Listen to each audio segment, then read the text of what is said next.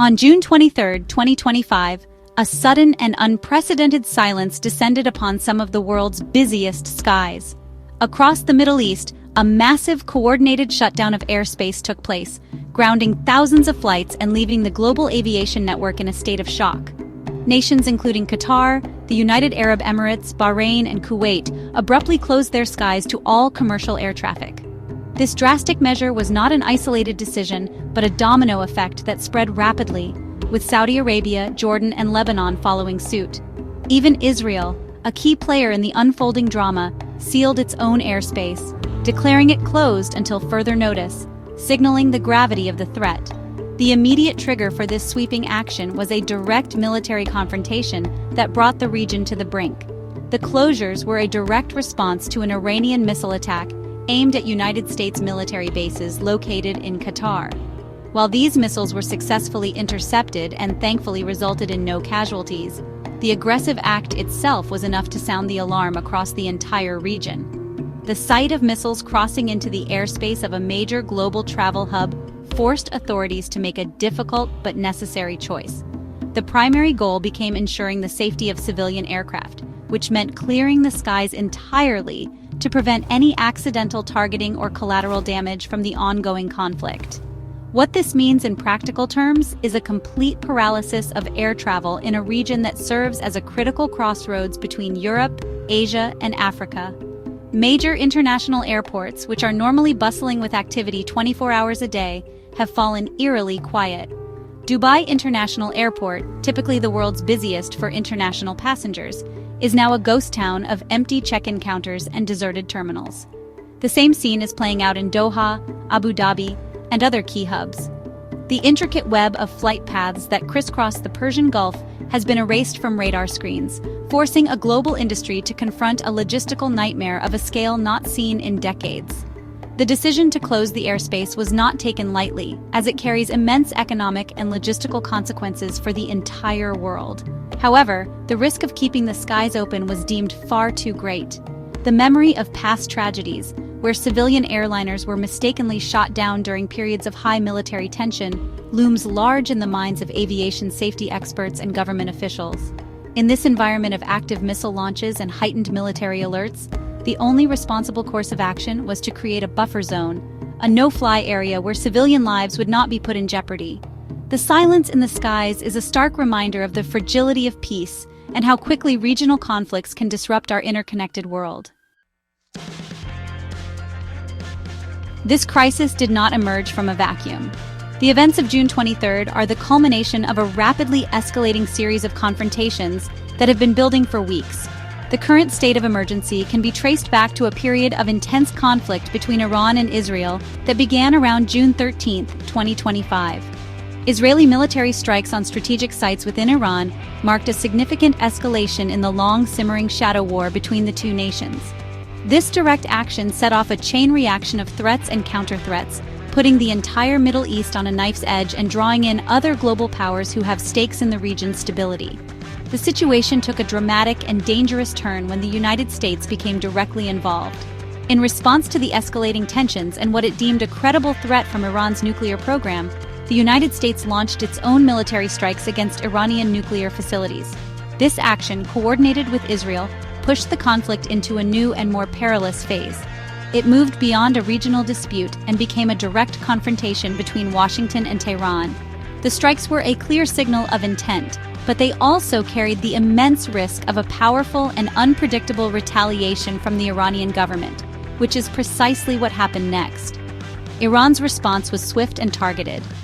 On June 23rd, it launched a volley of missiles not at Israel, but at United States military bases hosted in the nation of Qatar. This was a calculated move, designed to strike back at American interests while sending a message to its regional neighbors who host United States forces. Although the attack was intercepted by missile defense systems, it crossed a critical red line.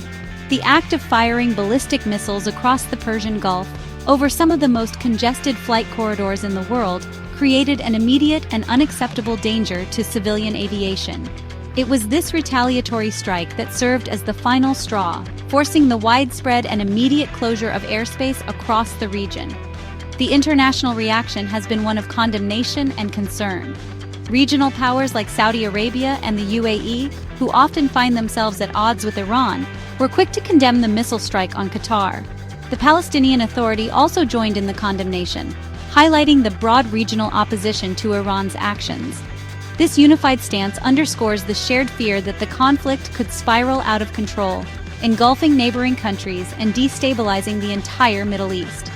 The current shutdown is therefore not just a safety precaution, it is a symptom of a deep-seated geopolitical conflict that now threatens to boil over, with the world's aviation system caught directly in the crossfire.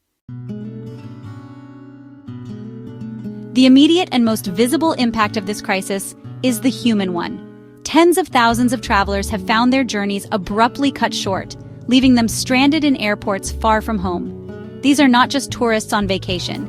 They are business travelers, families relocating, and people trying to get home for important life events. One moment they were preparing to board a flight, and the next they were told all air traffic had been suspended indefinitely. The result is chaos and confusion inside airport terminals across the Middle East and beyond. Airports that were designed to handle a constant flow of people are now overwhelmed with those who have nowhere to go. The logistical strain on the ground is immense. In major hubs like Dubai, Doha, and Istanbul, airport hotels were filled to capacity within hours of the shutdown announcement. Stranded passengers are now sleeping on terminal floors, forming long queues for any available information, and struggling to make contact with loved ones. Airlines are facing an unprecedented challenge, trying to provide accommodation and food for thousands of displaced customers, while their own operations are completely frozen. The stories emerging are heartbreaking. Families separated, urgent medical trips canceled, and a pervasive sense of anxiety among travelers who are watching the news with growing dread, unsure of when they might be able to resume their travels. Airlines around the globe have been forced to react quickly, canceling hundreds of flights and scrambling to manage the fallout. Major carriers like Finnair, Singapore Airlines, Air France, and British Airways have suspended all services to affected cities such as Dubai and Doha. These cancellations are not just for a few hours. Some airlines have already halted flights through the end of the week, signaling that they do not expect a quick resolution. United States and Canadian Airlines had, in a prescient move, already suspended their flights to the region before the latest escalation.